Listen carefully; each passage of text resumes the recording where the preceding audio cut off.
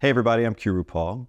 According to the National Institute on Retirement Security, approximately 40% of American retirees live solely on their Social Security income.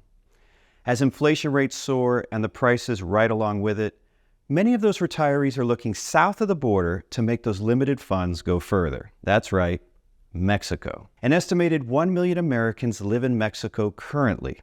And I mean, why not? Great weather, low cost of living, and access to affordable health care make Mexico a very attractive retirement destination. But if you are considering a move to Mexico, chances are you probably have one or more of these common questions. Can I afford to live on Social Security in Mexico? Can I still receive Social Security living there? If I can, will that Social Security income be taxed by Mexico? What will my standard of living be like in Mexico? Will I need to obtain Mexican residency or citizenship to live there legally? If you have some of these same questions, you should stick around for this video because I'm going to answer them all right here. All right? Let's start with the big one. Can I afford to live on Social Security in Mexico? And I mean solely Social Security. The answer to that question is going to vary depending on your monthly income. According to the Social Security Administration, the average benefit for retired workers will be $1,907 in 2024. I know that not everybody makes that much. Some people make much less, okay? But for the purpose of this video, I'm going to be using that figure when I'm comparing it. You'll see what I mean. So we're going to be using $1,907 or $22,884 a year. Now, keep this in mind as we go through this. It doesn't matter if you use less. All you have to do is plug your numbers in to what I'm about to show you. When it comes to living abroad, a very simple way to know if you can afford to live in that particular country or area is to look at the average salaries for different professions there and then compare your income to theirs. Anytime you're going to be doing a comparison like this, it's important to keep it apples to apples, right? So we're going to have to convert those salaries in Mexico from pesos over to dollars. And that amount can change depending on the exchange rate. I decided to use the exchange rate, today, which is 17.55 pesos to the dollar. All right, so we're going to look at some average salaries of some professions. All right, we're going to start with a hospital nurse. So the average salary for a hospital nurse in Mexico is $14,537 a year. Compare that to your Social Security payment. Next, let's look at a lawyer. Now, it's just like the US, lawyers can make, there's lawyers that are average and some make a lot of money, but the average salary in Mexico for a lawyer is going to be $20,907. Again, compare that to your Social Security payment. Now let's go to a doctor. Why? Because people always ask me about a doctor. Doctors are like lawyers, they can fall into different categories. So what we're going to be using is a specialist in the public health care system, particularly IMSS for folks who are familiar with Mexico, and the average salary is going to be $30,769. I know that one surprised you, didn't it? It's important to note that many of the doctors who work in the public health care system also work in the private health care system, and they do earn more there, okay? But this salary is what people make in the public health care system. While we're on the topic, I just have to say, the private healthcare system in Mexico is very impressive. Most people wouldn't figure that, but it really is. I'll do another video talking about that, all right? If you don't want to miss it, you might want to subscribe to the channel. I can keep showing you salary studies all day, but I'm going to tell you right now that they're all going to fall into this range, so there's really no purpose. Just looking at professions like this and seeing where they fall is going to tell you if your income is going to be enough to live there, because these are professional positions. They're already at the top tier of what people generally make. And if they can afford to live in Mexico, well, you can afford to live in Mexico. And if you're curious what non-professional workers make in Mexico, I'll tell you that the average around the country is about $5,046 a year. A year. That really puts things in perspective, doesn't it? Now that you have a general idea if you can afford to live there, you might be thinking about the legalities. Can I? Let's hold off on that, okay? Let's see if Mexico's even the place you'd want to live, apart from the finances. We're still talking about you may have to learn another language, the culture is going to be different, and the next thing you have to ask yourself is like, what kind of housing are you going to have? Because there is a lot of poverty in Mexico. So is that what you're going to be looking at? What will you be able to afford? So let's go ahead and jump into that, all right? Now, when it comes to budgeting for things like rent or housing, A good rule of thumb is not to spend more than 30% of your income on housing, whether it's a mortgage or, a lease. For our estimate of $1,907 a month, that would put us at $572 US. So we want to keep our housing in that range. Let's go ahead and start with rentals, because honestly, if you're going to move to another country, I don't recommend jumping in and buying something. Rent first, and see, hey, is this place for me or not? Well, this is where I'm going to ask you to do some research on your own. Now, my recommendation is to go to a website that's directed to Mexican nationals renting and buying in Mexico. That's where you're going to find the deals that fit within your price range, all right? Now, these sites are obviously going to be in Spanish. You can translate them using your browser or use your Spanish skills, which, if you're going to move to Mexico, you got to develop those Spanish skills, right? You have a lot of different things you can look at. You can look for houses, you can look for apartments. Now, houses are casas and apartments are departamentos. The most important thing here is to limit your budget. So what's our budget? Well, if we're working with $572 or whatever you're working with, all you have to do is multiply that by the exchange rate. The exchange rate we're using for today is the one I just saw today, which is 17.55.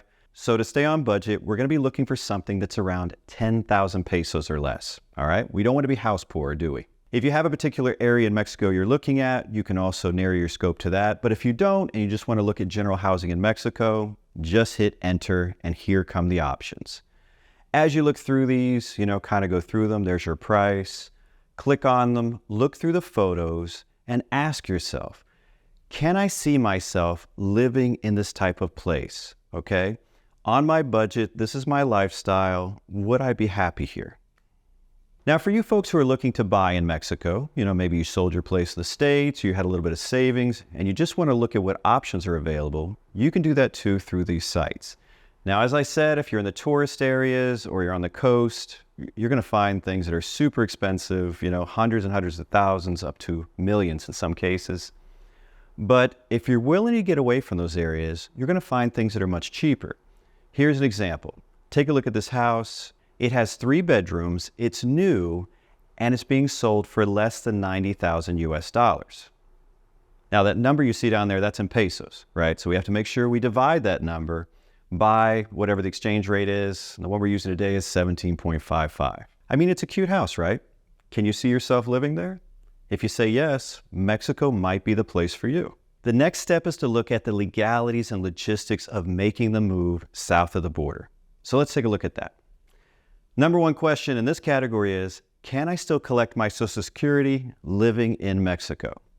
Well, according to the Social Security Administration, if you are a U.S. citizen, you may continue to receive payments while outside the U.S. as long as you're eligible for payment and you're in a country where they can send payments. Mexico is one of those countries. If you're not a U.S. citizen, you must meet some other additional requirements in order to receive your payment. I'm going to show you a tool here in a second that you can use to figure out if you're eligible, to take all the doubt out of your mind. But one thing I want to point out, because people ask me a lot about it, is that this is for Social Security benefits, okay? This is different from SSI, which is Social Security insurance benefits. You cannot collect those outside the U.S., all right? They're just different things. To see if you're eligible to receive Social Security benefits while living abroad, you can use the SSA Payment Abroad Screening Tool. It's available online. I'll pin a link to it to the top of the comments section. You can also find it just by typing that in Google. It should show up right about the top. I've been reporting on Mexico for about 8 years now, first as a blogger and now as a YouTuber.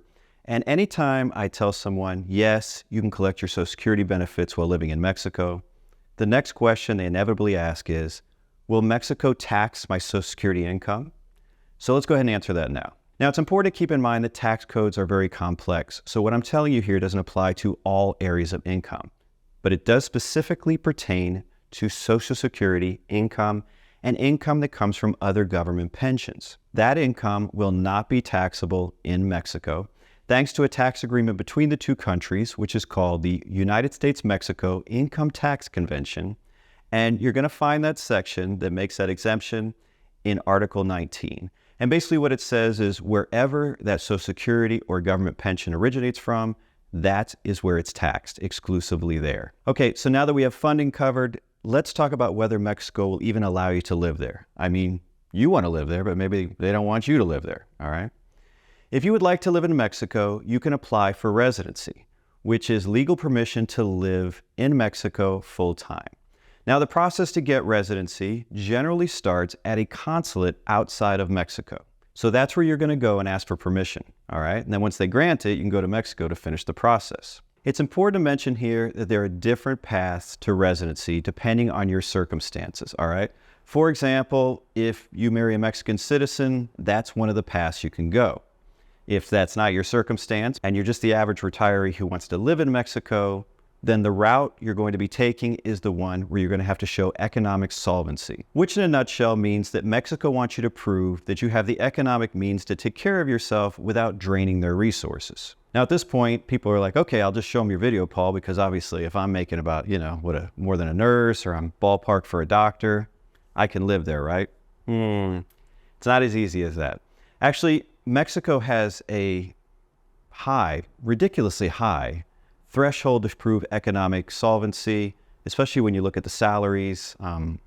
That's a topic I talk about in other videos, so I won't get into it here. The Mexican government will want you to prove a monthly income of around $3,112 a month, or be able to show investments in bank accounts with an average monthly balance of $51,860 or more. And you're going to have to show multiple months of bank statements as proof. Now, the numbers I just gave you came from the Mexican consulate out of San Diego. If you go to different Mexican consulates, you're going to get different numbers, but that's about the range we're looking at, all right? But what happens if you don't make those limits and you're not about to marry a Mexican citizen? What other options do you have? Well, you could go the route that thousands of other Americans have gone and become a perpetual tourist. Now, I already know that the comments section will explode with people condemning me for even talking about being a perpetual tourist. Paul, how could you encourage people to do something that's illegal? It's not illegal. In fact, it's 100% legal. I'll explain that, all right? Just some people don't like it, all right? That's really what it comes down to. They don't think you should go that route. So when I say perpetual tourists, what am I talking about? Well, Mexico allows tourists from certain countries to enter Mexico without a visa and stay for up to 180 days, and the U.S. is one of those countries. Now, before those 180 days are up, you have to leave Mexico before they're up, okay? That's where you get in trouble.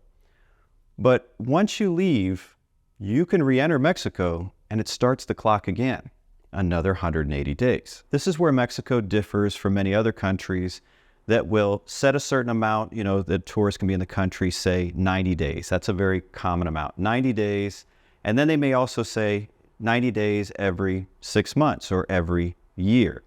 That's how they stop people from being perpetual tourists. Well, Mexico's never done that. They don't have any law or regulation that prevents people from re-entering and starting that clock again. And that's intentional. That's so they don't hinder tourism. And as I said before, it's not illegal. They're not entering under fake names. They're coming back in and being put back into the system. It's legal to do this. Now, if you start watching YouTube videos about Mexico, you're likely to come across several saying that this practice has been stopped and that the Mexican immigration folks, also known as INM, are now only granting tourists a certain number of days. Like say, if you're going to be at a hotel for 10 days, they're giving you 10 days when you come in, and that's it. That is true. Mexico was doing that a while back. For about a year and a half or so, they just started issuing only so many days to someone. And this was not the result of any type of a law change or formal regulation or any legislative guidance. It wasn't even the result of a formal policy within INM immigration. It was some informal policy, some decision someone made, and they just started doing it. I'm going to tell you that in practice, this procedure was a mess. Just imagine you have, just line level folks, not even supervisors, just arbitrarily assigning numbers of days to people. Sometimes people in the same family had different numbers of days on their visa when they had to leave. Well, obviously it led to a ton of complaints, also complaints of corruption. In some areas, there were talks of people even taking payments to give people more days. It just became a mess, and it started to hinder tourism. So because it was not due to any type of legislative change, we saw the swing come back. And what we saw, and it started in the international airports in Mexico, they said, hey, you're going to fly in, we have kiosks, you can also go to the I&M agent, and you're going to be granted an automatic 180 days if you come from these particular countries. The US is one of those countries. So we've seen this practice go away at the international airports and other areas, just go away completely. Now, I'm not saying there's not some pockets where you're still going to find this, overzealous I&M agent who's like, how many days are you going to be here? You can stay 9 days. I'm not saying that doesn't happen, but if you are going to choose the route of being a perpetual tourist, then be sure to fly into one of those international airports where that's not going to be an issue, right? Then life's easy. Having said all of that about perpetual tourists, I will tell you that it is not the ideal option, okay? So if you do qualify for residency, definitely go that route. It'll just make your life much easier. Well, that's it for the video. I hope you enjoyed it. If you did, just do me a favor and give it a thumbs up. And if you're not already a subscriber, you might want to subscribe, because I don't post regularly, but when I do post, it's pretty quality stuff, Well, that's all I got. So until next time, take care and thanks for watching.